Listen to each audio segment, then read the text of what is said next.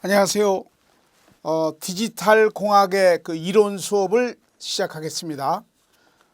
우선 그 디지털 공학 과목은 여러분들 주로 어느 쪽에 시험 대비에 들어가는 과목인지 간략히 소개를 하고 본문의 내용을 수업을 시작하겠습니다. 자, 우선 그 디지털 공학은요, 우리 그 공무원 시험 중에 서울시 방송통신직종 7급 공무원 시험 과목의 필수 과목으로 들어가 있습니다. 자, 그리고 군무원 시험 있죠.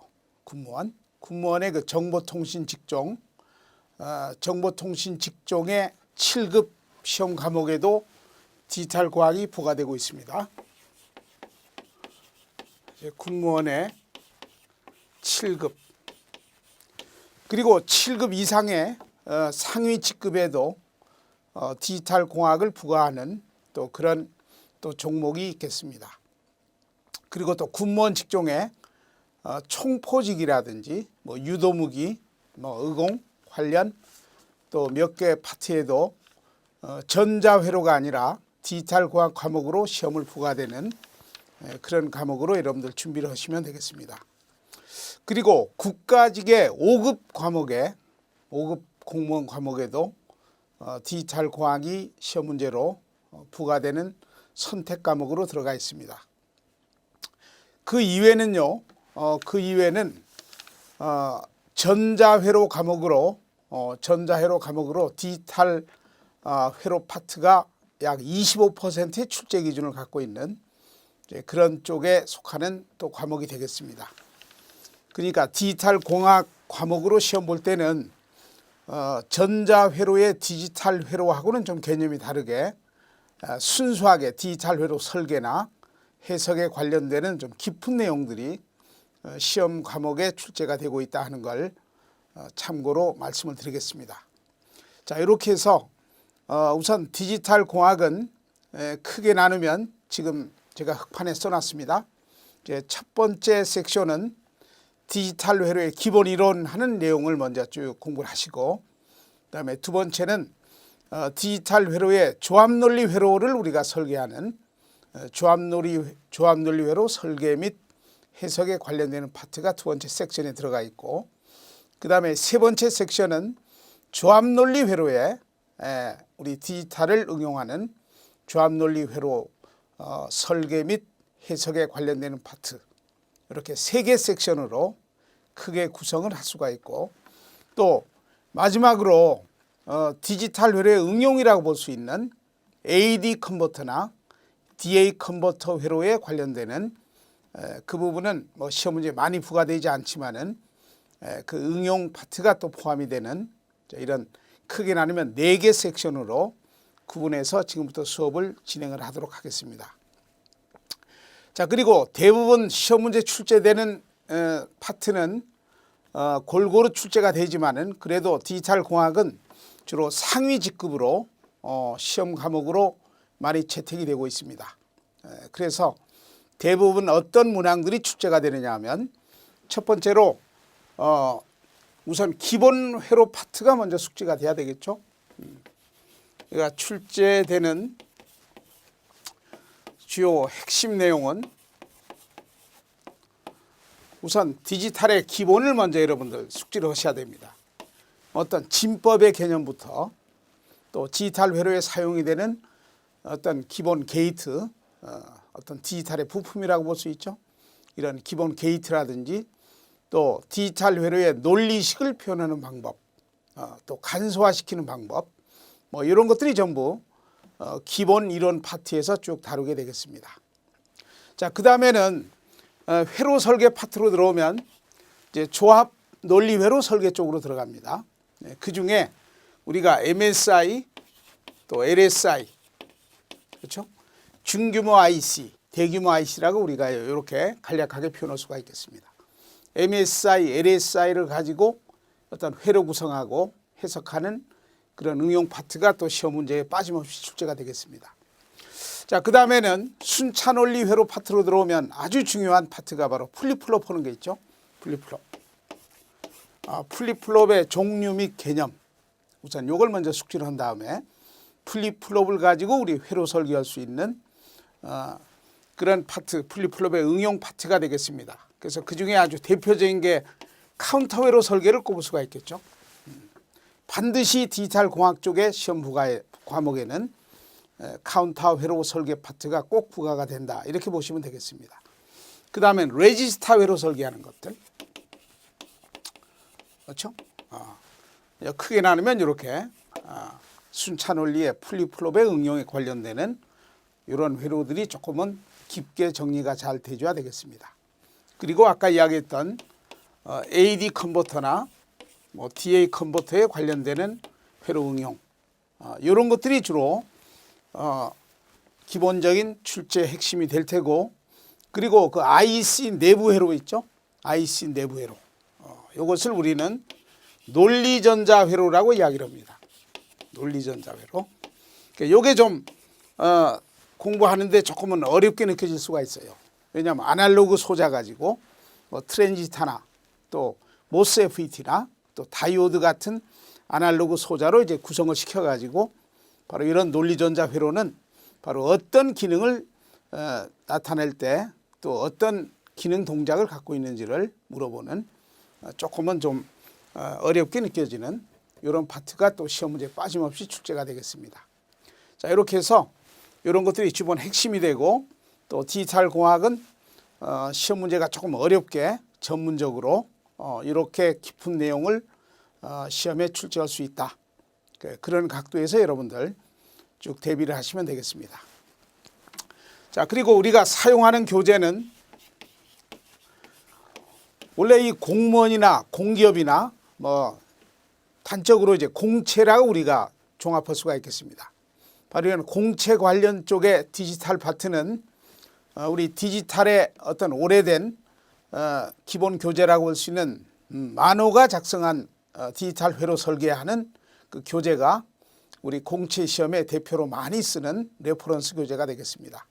자, 이렇게 해서 우리가 사용하는 교재는 만호의 기본 회로 구성을 또 많이 참작을 해가지고 별도로 출간된 교재로 출판사는 에듀피디 출판사에서 나오는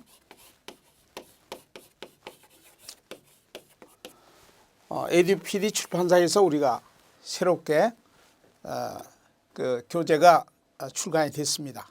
그래서 이 교재 가지고 또 필요 없는 부분은 과감히 빼고 또 절대적으로 필요한 핵심 위주로 여러분들이 가능하면 이론을 짧게 그리고 또 확실하게 여러분들 학습할 수 있도록 제작되어 있는 새로운 교재 가지고 지금부터 수업을 진행하겠습니다.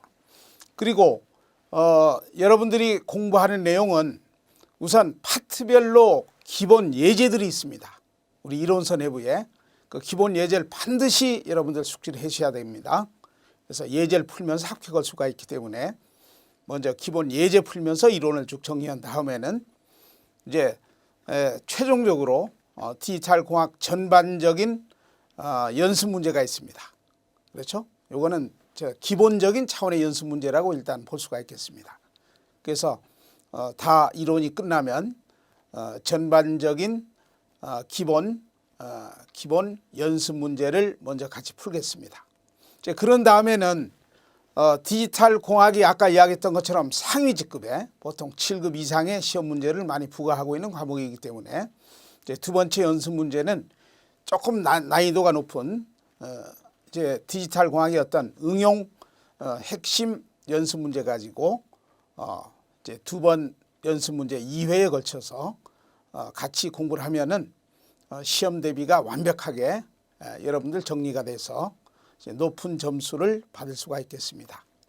자, 이렇게 해서 관련되는 응용이라든지 또 핵심 출제 문제라든지 또 연습 문제 위주로 앞으로 공부를 해야 된다 하는 과목 소개를 마치고 지금부터 수업을 진행하도록 하겠습니다.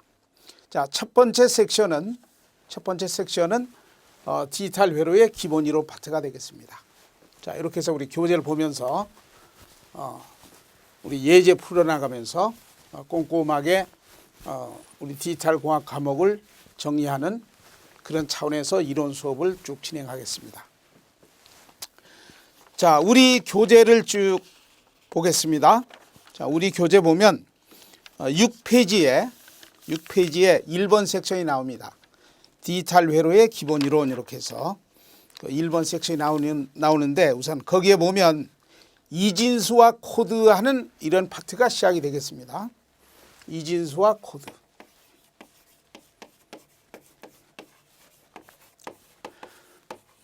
자, 우선 그 디지털 회로는 아날로그 회로하고 다른 것이 두치 회로라고 할 수 있어요. 값이 두 개밖에 없습니다. 두치 회로. 그러니까 디지털 회로는 두치 회로다 이렇게 할 수 있죠. 값이 두 개다 그 말이에요. 쉽게 표현하면 1 하는 값이 있고 0 하는 값이 있습니다. 근데 1이라고 하는 값은 제가 그냥 알기 쉽게 표현해서 이진수로 표현해서 1이다 이렇게 하는 겁니다. 근데 원래는 하이 레벨이라고 하는 겁니다. 하이 레벨. 그렇죠? 하이 레벨. 우리가 하이 레벨을 디지털은 두 개 값만 가지고 설계하고 해석하기 때문에 하이 레벨을 그냥 1이다 이렇게 쉽게 표현하는 겁니다. 그러면 로 레벨은 그렇죠? 로 레벨의 값은 우리가 0이다 이렇게. 그러니까 값이 두 개만 가지고 설계가 되는 겁니다.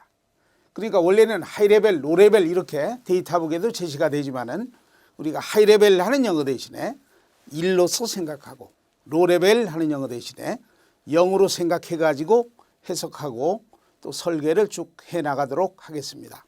그런데 하이 레벨 하는 요 영어 대신에 1이라는 요 수치로 이제 우리가 대응을 시켜서 해석을 하고 로 레벨 하는 요 영어 대신에 0이라는 요 수치로 우리가 대응해서 해석하는 기법.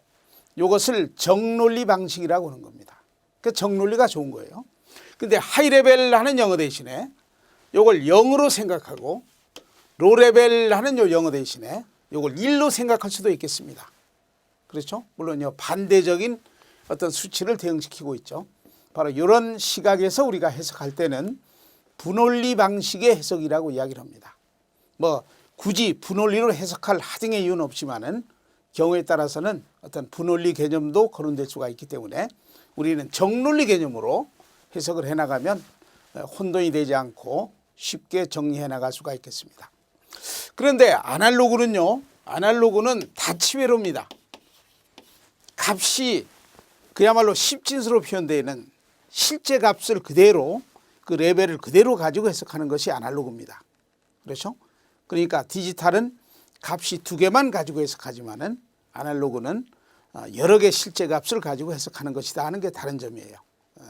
그래서 오히려 디지털 회로는 우리가 좀 손쉽게 인식이 되는 그런 구성으로 아마 그 이론 수업도 여러분들 아마 손쉽게 조금은 접근할 수가 있겠습니다.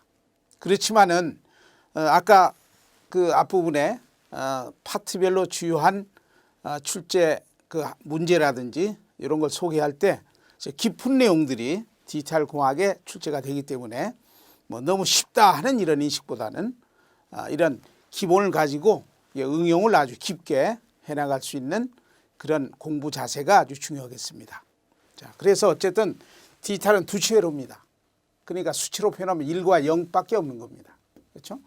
그러니까 결국은 1과 0만 가지고 해석하는 것은 이진수의 기법이라고 할 수 있겠습니다. 그렇죠? 이진수. 그럼 만약에 어떤 실제 신호값을 표현할 때 1, 0으로 표현한다고 할 때 신호값이 큰 어떤 수치를 표현하기 위해서는 1, 0 하는 이진수의 자리가 여러 개가 또 형성이 돼야 되겠죠. 그렇죠? 뭐 10, 10, 10 이렇게.